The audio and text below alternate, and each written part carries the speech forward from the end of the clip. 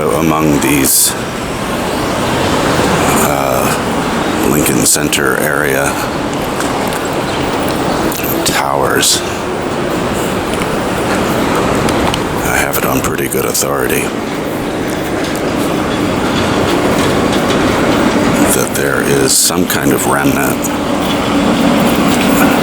of a payphone. And of course, that's all we live for around here, right?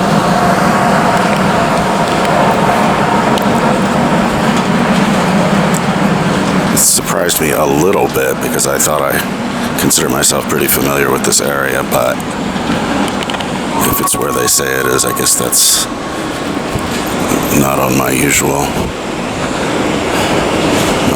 paths through this area.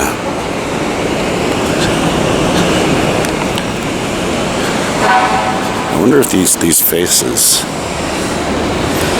there was a similar set of portraits like this in Times Square a number of years ago. I guess that's not what these are. These are probably the LaGuardia High School kids. Now that I detect the commonality of their age ranges, and then the differences between the young and the older. Those are the teachers.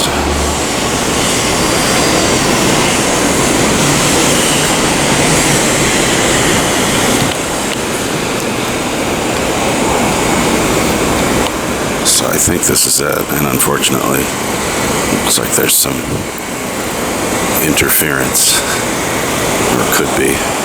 And again, what do they care?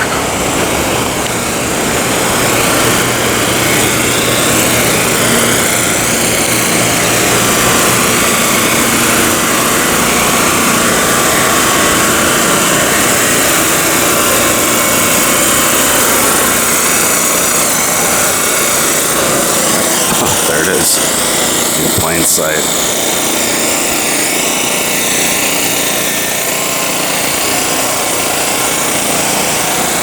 Just a pedestal.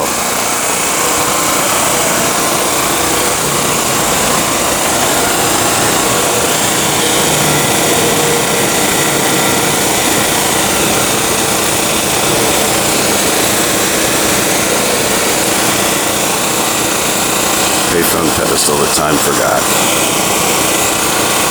With these things, I always think I see a mouth. That's the mouth, those are the eyes. That's right, I anthropomorphized these payphones.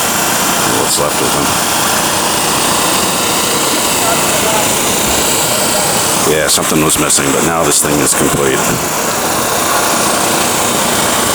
Alrighty, well, 240 West 64th Street. Now you know.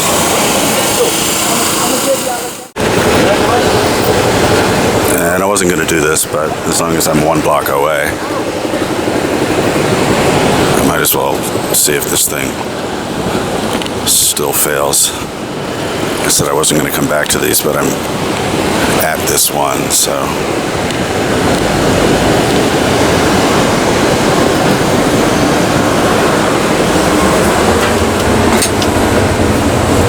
Nothing doing, no doubt to him. Just for a laugh, let's see if 911 actually does anything.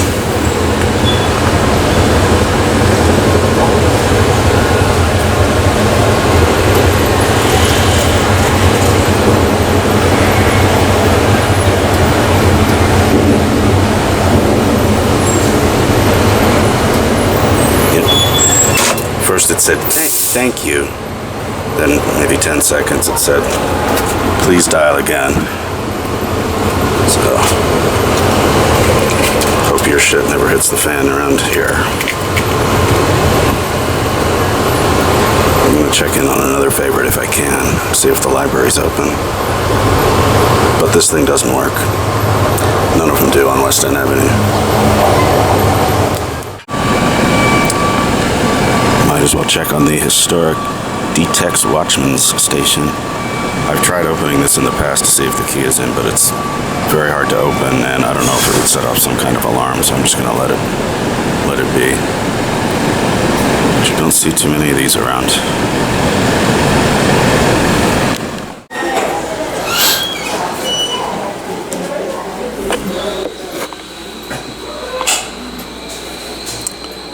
the Riverside Branch of the library. This actually isn't the one I was thinking of when I mentioned library. I think there's a fully intact one a couple of doors over at the Performing Arts branch.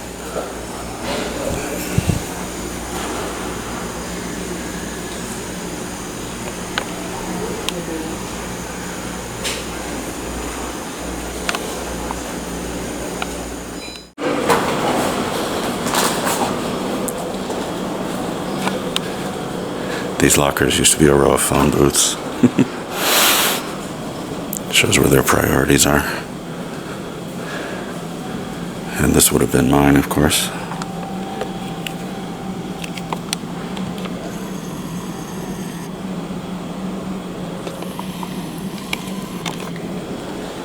But here's what we're really here for.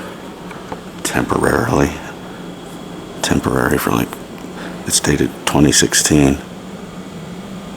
I think it had been temporarily out of service for about 6 years already in 2016. I'm not making fun or anything.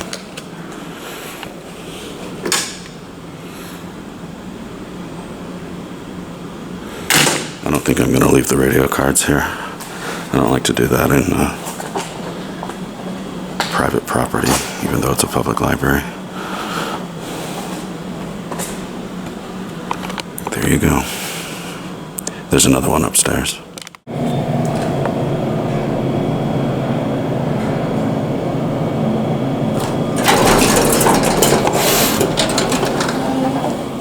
Hi. May I help you? I just wanted to see if there was still a payphone here. I think there is. It's not working, but I believe. Right. On the side of the wall. Yeah, there you go. 2 of them.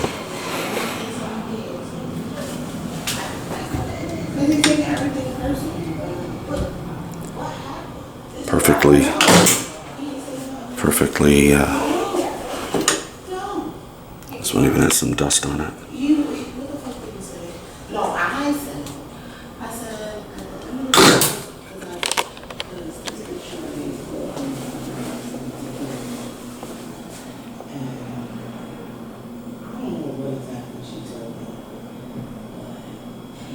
I bet you they're full of quarters. I won't put any on the phone, but I'll put one on the bulletin board here.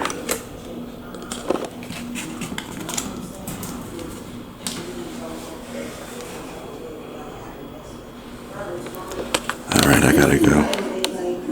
Places to go, people to see, hearts to break today.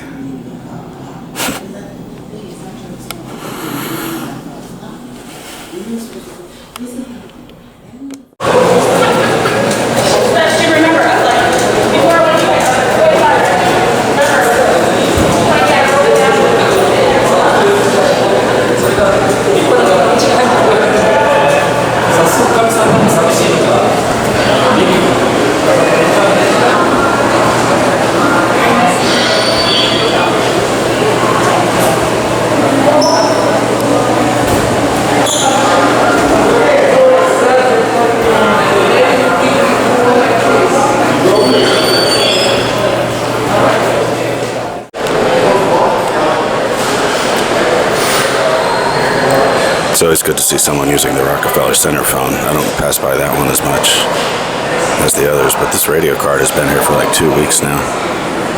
Ain't nobody touching this phone.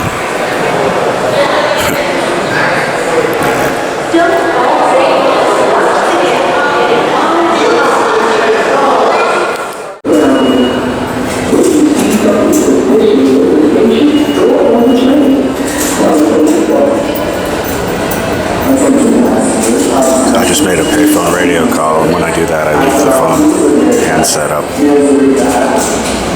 on top of the case, the clamshell.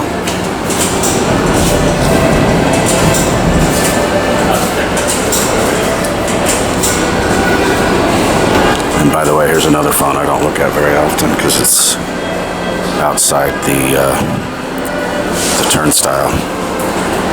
I pass through here. I don't usually exit the station. Of course, I could do what seems like half the people in New York do and just jump the turnstile and ride for free. That dude was an exception. Anyway, this is 14th Street, Union Square. And this one doesn't work. That one inside does, but this one no.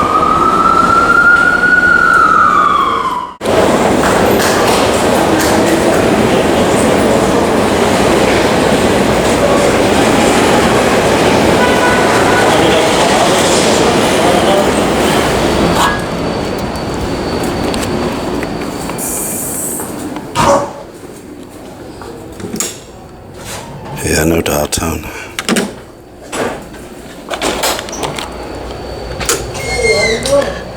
Wasn't expecting it either. Gonna make short order of this because it's a government building. And I seem to remember getting stared at once.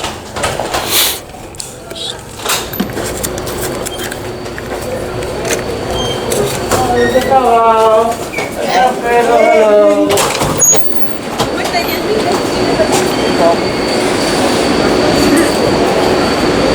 That was the Union Square Jobs Center. And I didn't expect those to work. Although one of them did up until pretty recently.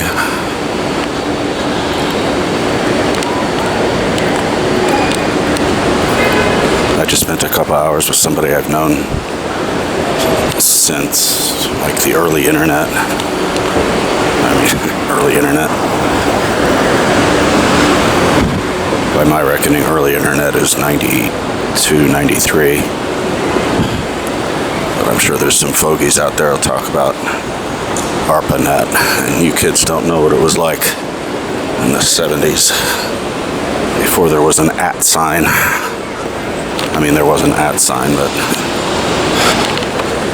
you kids don't know how the toil of UUDECODIng porn. We used to have to work for our smut. Now you don't even have to click your mouse, you just think about it. And it fills your head. There's porn everywhere. Anyway, I've known this woman since probably 94. And I say that because somehow her name shows up on my website from that era when I did what I guess you'd call a psychedelic for the time.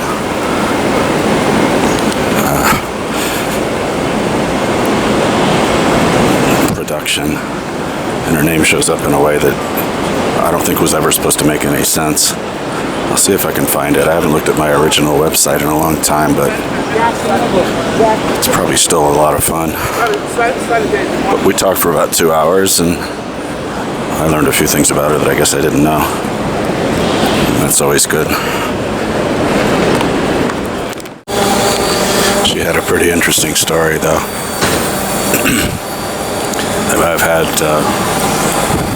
I've had my drinking days, and she has too, apparently. We were talking about blacking out and how weird it is to wake up with no memory, but to be told or to be informed, you know, that when you're in the blackout mode of drinking, you seem perfectly articulate to the people around you. You're talking perfectly coherently. Nobody has any idea that you're not going to remember anything that you're saying right now.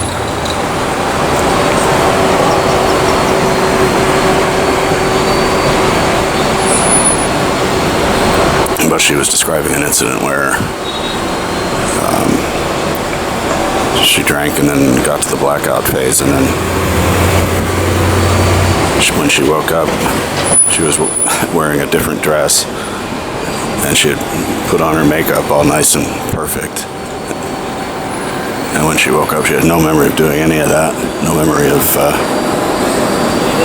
changing clothes and making her makeup look all perfect. And it wasn't messed up in the slightest when she woke up on the couch. She was like, "Where the hell am I?" By the way, she looks nothing like Blondie, but she waiting for, I was reminded again of that phenomenon that I think there should be a name for. The phenomenon where you're waiting for somebody that you either don't know what they look like, or you haven't seen them in such a long time that you probably don't know if you're going to recognize them. I don't even know how long it had been since last time I saw her in person. She stayed at my place once for like 4 days, I think 3 or 4 nights. And I remembered her from how she looked then. And of course she's changed, we all do, but I did experience that phenomenon again where I was in a busy street corner. I was out in front of the library on 5th Avenue, 42nd Street, and I would see people approaching, and I would think that must be her. And this time, there were some of the people that passed by. Genuinely, I think anybody who remembered what this woman looked like when I last saw her in person, I think any reasonable person might have considered that was her, but because there was enough of a resemblance. And when she did finally appear, I was like, there was no mistaking it. But there should be a name for that phenomenon, I'm saying, where you're waiting for somebody, you don't know what to expect of their appearance necessarily. And you think you see that person off in the distance, but then as they get close enough, you see that, it's not the white woman you were waiting for, it's a Hispanic male or something like that. Is Hispanic still a trigger word? I remember seeing like furious debate over somebody saying it was racist to call a Hispanic male a Hispanic male. Anyway, getting back to the phenomenon, like I say, there should be a name because it's happened to me so many times. Waiting for somebody that you're not sure what they look like anymore, maybe you never knew.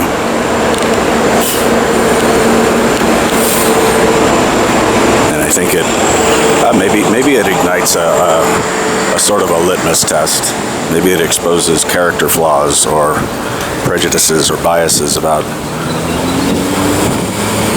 what you want to see or what you wish for versus the reality.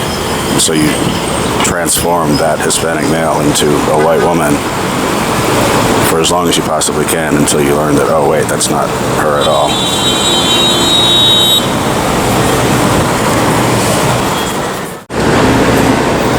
Well, there's an interesting placement for a shopping cart. I wonder what's in the bags. It's on the median on East Houston. I sort of briefly tried to make a project of these shopping carts that you see parked all over town. But I got too many of those little projects. But they're interesting. Some of these things will have what appears to be somebody's life possessions or all their earthly possessions. Other times it's just a bunch of bottles and cans. Who knows what's in this one?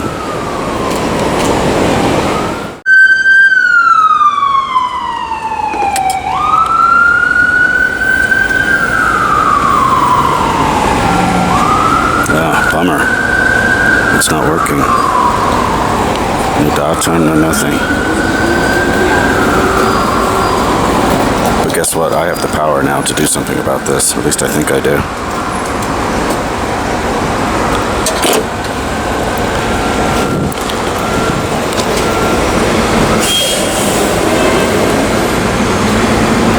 There's an app for that.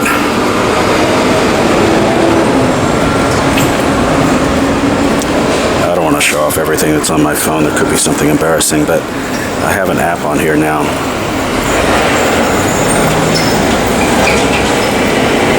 Okay, I'll show you this. I have to wait for it to ignite. I have no idea if you can see this screen because I can barely see mine. Now this is supposed to take a few seconds. Okay, so I think I actually do have the power to fix this. I just forgot to do one important thing. Yeah, okay, now the lights are on. So let's see what happens. Welcome to the Talk to Me Network. Please hold while we connect you to another New Yorker. Wow, I fixed it. I really do have the power.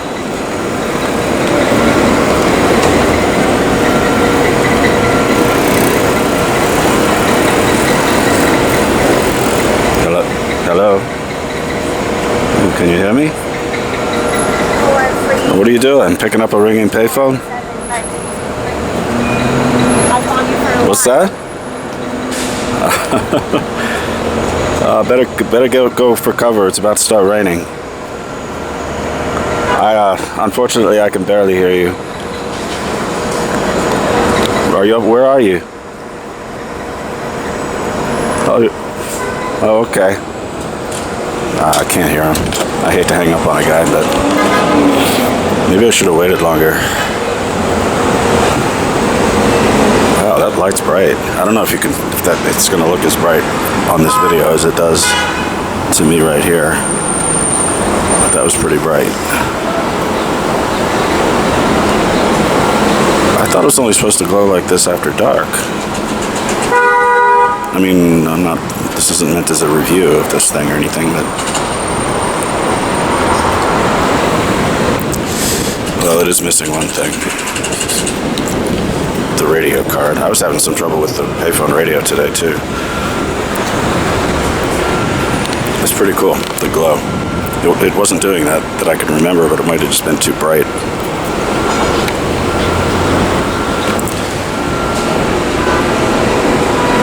And you know what, I'm not even going to leave that there, that's stupid.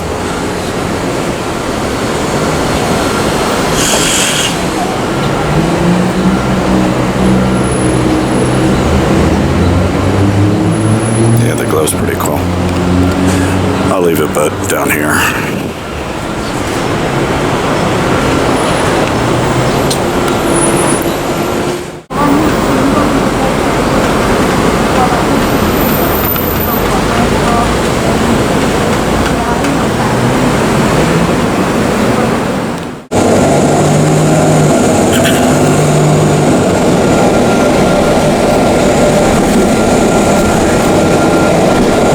Interesting to see a telephone exchange name on that grocery bag, or the shopping bag. Obviously a retro usage. That was at Bowery and Houston.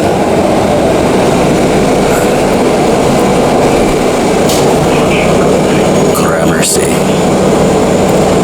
Anyway, it's always interesting to meet up with friends after a long time. She and I would correspond every once in a while, but I think we talk better in person.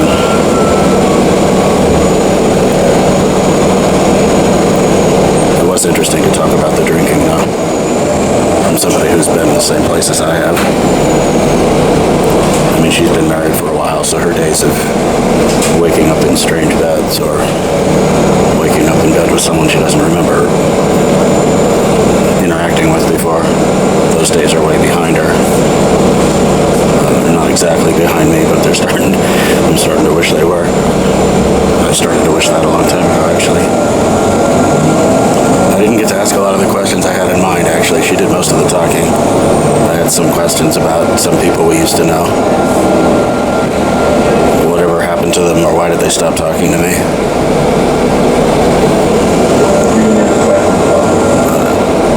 I guess they just got sick of my shit. Most people do eventually.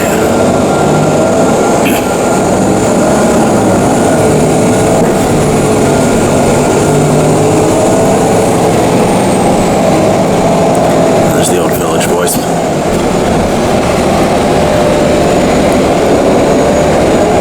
So this is Cooper Square, I guess. Used to be a... Oh, there it is. It's still there. The Carl Fisher Music Publisher. I mean, the sign is still there for it. That place I used to love to go to the music stores, the sheet music stores. When I was at the library earlier, I was sort of in a rush to go meet my friend, so I didn't go revisit the stacks where I used to get lost.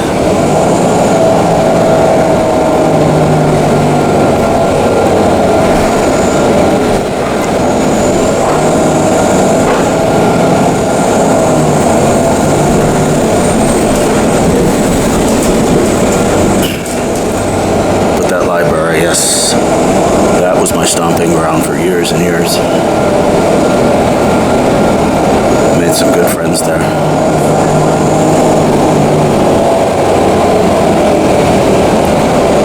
But we all get sick of each other's shit eventually, don't we?